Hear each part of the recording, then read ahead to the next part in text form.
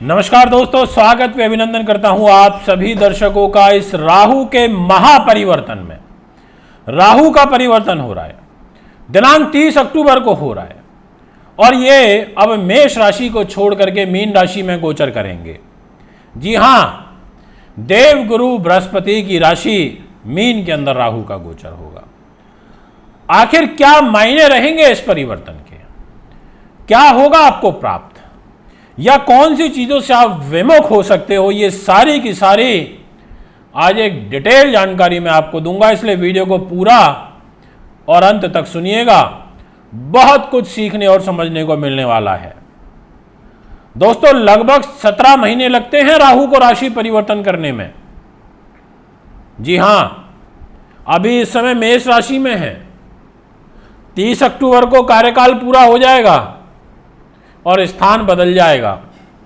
आप ऐसे समझ लीजिए जैसे ट्रांसफरेबल जॉब हो। कुछ लोगों का 3 साल में ट्रांसफ़र आता है, किसी का 2 साल में आता है। ऐसे ही ग्रहों के ट्रांसफ़र होते हैं। शनि का 2.5 साल में होता है, गुरु का 12-13 महीनों में हो जाता है। ऐसे ही राहु का 17 महीनों में होता है, 1.5 साल से 1 महीना कम। अब क्या होगा, क्या मायने में इसके समझूं परिवर्तन के, ये मैं आपको जानकारी दूंगा। इसलिए वीडियो को पूरा सुनना, अंतर मन से सुनना, और किसी भी प्रकार के जब दुष्विचार आपके मन में आए उनको वहीं पे किल कर दो। जब भी किसी के लिए बुरा सोचने की प्रवृत्ति बने तो राम राम जपना शुरू कर दो, कृष्ण कृष्ण बोलने लगो, राधा राधा बोलने लगो, या जिस भी इष्ट को मानते हो उसका स्मरण करना चालू कर दो। वो नकारात्मक विचार दूर चले जाएंगे, क्योंकि आपने अपने ध्यान को भटका दिया, उस जगह से हटा दिया जहां आपका मन आपको लेकर के जा रहा था। आपने ईश्वर की भक्ति चालू कर दी, और ईश्वर की भक्ति में तो फिर जो आनंद है उसके मुकाबले तो कहीं कुछ है ही नहीं। इसलिए जब भी आपके मन में विकार उत्पन्न हो, नकारात्मकता आपके इर्द गिर्द आए, तो उसको तुरंत हटाइए, ईश्वर में ध्यान लगाना शुरू कर दीजिए। उसी के पास चाबी है सभी तालों की, वो खोल देगा आपके लिए। दोस्तों, राहु ग्रह का आखिर फल क्या होता है? राहु छायावादी ग्रह हैं, शनि की छाया के रूप में जाने जाते हैं। अब राहु का परिवर्तन होगा तो ऑटोमेटिकली केतु तो उसके सामने आ ही जाएगा, तो केतु का भी परिवर्तन हो जाएगा। केतु भी अभी तुला राशि में है तो कन्या में चले जाएंगे, क्योंकि ये वक्र चाल में चलते हैं। ये दोनों ग्रह उल्टे गति से फल देते हैं। तो अब आप सुन लो ध्यान से, 17 महीने की अपनी ग्रह स्थिति को, बहुत महत्वपूर्ण रहने वाली है। फिर बाद में मत बोलना कि गुरुदेव आपने बताया नहीं, हम बड़ी अच्छी इन्फॉर्मेशन को मिस कर गए। राहु का नेचर क्या है? राहु का एक नाम असुर है, राहु का एक नाम सर्प भी है। इसको तम के नाम से भी और क्रूर के नाम से भी जाना जाता है, और इसको उर्दू में रास के नाम से भी जाना जाता है। इसका जो रूप है वो कहीं ना कहीं शनि की भांति है, जैसे दीर्घ है, रुक्ष है और कृष्यकाय है। इसके अलावा इसको तमोगुणी कहा गया है। ये वायु तत्व प्रधान है, तीक्ष्ण बुद्धि का है, वाक इसकी प्रकृति है राहु की, वृद्ध अवस्था का कारक है, मलिन स्वभाव का भी है, और इसके अलावा क्रूर संख्यक माना जाता है। और दक्षिण दिशा के अंदर राहु को बल मिलता है। जी हाँ, दक्षिण दिशा में राहु की जो ताकत होती है वो बढ़ जाती है, काफ़ी ज़्यादा पावरफुल स्थिति में राहु देखने को मिलता है। राहु ग्रह विशेष रूप से जैसे ग्रह के साथ होते हैं उसके अनुकूल ये फल देते हैं, क्योंकि बीच बीच में इनकी युतियाँ बनती रहेंगी अलग अलग ग्रहों के साथ। कई बार दोष बनेंगे, कई बार अंगारक दोष बनेंगे, कई बार चंडाल दोष भी बनेंगे। ऐसी ऐसी परिस्थितियाँ बीच बीच में बनेंगी, पर मूल रूप से इसका क्या फल रहेगा ये मैं आपको बताऊंगा। 3 दृष्टियाँ होती हैं राहु की, एक पंचम, एक सप्तम और एक नवम। यानी कि जहाँ ये बैठते हैं वहाँ से इन 3 दृष्टियों को देखते हैं, यानी कि गुरु के सम भावी दृष्टियाँ इनकी होती है। इसी प्रकार से इनको कारक तत्व किस रूप में माना जाता है, यानी कि ज्योतिष के अंदर इनकी क्या भूमिका है, ये किस चीज़ को प्रभावित करते हैं। तो ये गुप्त धन के कारक हैं, ये लॉटरी के कारक हैं, ये सट्टे बाजार के कारक हैं, ये शेयर बाजार के कारक हैं।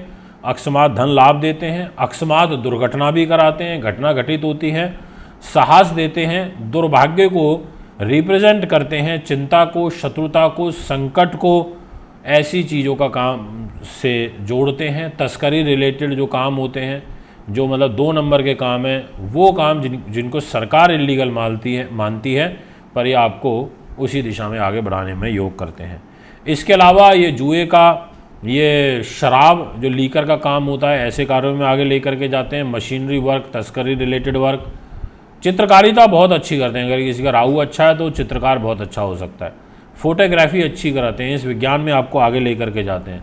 खोज का, तेल का, लोहे का, सप्त धान्य जो होता है, नारियल का, वायुयान से संबंधित, वायु से संबंधित जो कार्य होते हैं वो इनके द्वारा होते हैं। देश विदेशों से वैद, जितने भी आयुर्वेद के जो वैद होते हैं उससे रिलेटेड ये जोड़ते हैं। अच्छे अनुसंधान करता हैं, यानी कि इनकी जो रिसर्च पावर है वो बहुत अच्छी है, ऐसी चीज़ों में भी आगे लेकर के जाते हैं।